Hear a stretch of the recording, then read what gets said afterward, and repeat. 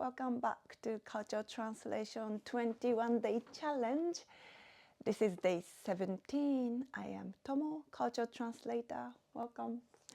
Today I am continuing on this beautiful journey with this beautiful photo book featuring works of Kondo Takahiro, Japanese contemporary ceramicist who is internationally renowned. And yesterday I shared his life story which started off as wanting to pursue a career as table tennis player despite his family heritage is on ceramic and his grandfather being a living national treasure. And I want to continue on his life story and sharing some inspiration for you, which might serve you one day. So, yes, so this is the picture when he was playing table tennis at national or worldwide level. And at the age of 26, some life events happened and he considered going back to home family heritage of ceramic making, and he started apprentice under his father. And he says that his father was exceptional master of potter's wheel, throwing. Despite his grandfather was named living national treasure for painting on the vessels, his father was really good at shaping on the potter's wheel, the throwing. And he apparently wasn't so great at it, and compared to his father. But at some point he learned it and he became independent. And his second catalyst in his life came when he was in 30s, where he was invited to do the exhibition in Brazil, Sao Paulo, where he had first encounters with people in the arts world, where he would get questions like, why does vessel has to be round? Or why does painting has to be blue?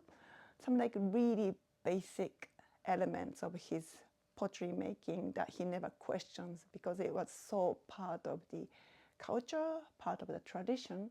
But that's when he started questioning all these little things that he had always taken for granted.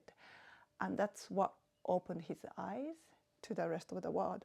And also he realized that it was then he realized that clay is not recognized as a fine art or pure art, as we say. It was the end of the 20th century, and he felt clay, especially with this strong association with the functionality, he felt he can never be competing with the rest of the artists that he aspires on the same level.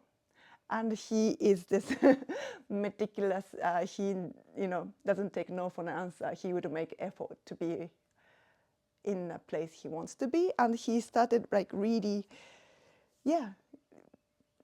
making his way, thinking about how he can be part of this art world. And what he did is another drastic move. He decided not to throw on a potter's wheel. He started going for the sculptural, square-shaped artworks, and sometimes without considering functionality, how that can be useful in some space. And that's really shaped his path. These silver mist, this beautiful silver mist on the surface, that's his signature. I think he has patent for this technique. So he's made many innovative, revolutionary technique and development. And then he became recognized, and this sculptural work, Reduction, which was made after the 2011 Great East Japan earthquake and tsunami, which was also part of his creative journey.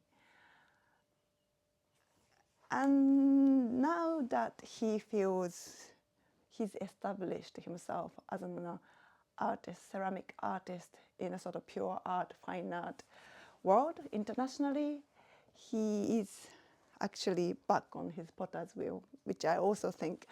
So I feel like he's on the third phase. I mentioned yesterday that I feel like he's lived 3 lives, and I think he's on this third path where he's back on this, Okay, this is also beautiful, but it's meant to be like this. Potter's wheel throwing gigantic moon jar. And these ones, yeah, well, functional vase, but it's also when it's broken like this, it also has its own beauty. So it's very still conceptual, but it really requires a lot of technique in order to create this huge moon jar. And apparently, when he was back on the potter's wheel and they started throwing again, his father told me that his technique actually improved so much over more than a decade of not practicing it. And I think this is also an interesting example of how can we break the old patterns. So yesterday I mentioned he had to break the pattern, winning pattern he cultivated for himself during the high school table tennis player. Like there's certain pattern he created in order to win in a tournament, and he had to completely break out of that during university and the professional time because it was no longer applicable, and he had to do that. He had to break the pattern by only grinding, keep on at it, like 12 hours a day. But this time, what he had to do to become good at throwing on a potter's wheel was forgetting it for over a decade. And which is also, to me, interesting and suggestive. Sometimes what we need to be good at something is, well, you have to try it first, you have to like really try, but after that, surrendering or even forgetting. And when you're called back on it, you actually may be mastering the technique. I can't remember any example, but I think it has happened sometime in my life. Like when you're just so fixated on something, you really can't see it's just a bit tense.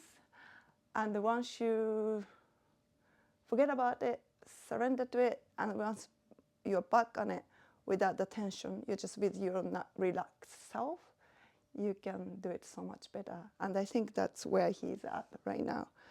I wish I can show you the picture of him being on a potter's wheel, making this huge vessel.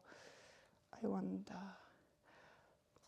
But anyway, I feel, blessing as a cultural translator because I get to touch on so many people's life story through this translation work.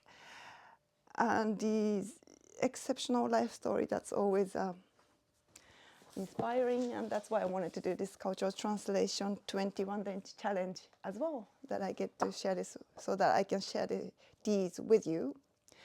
And yes, he's on a museum tour in America as well. So if you are in America, please go visit his work. It's phenomenal.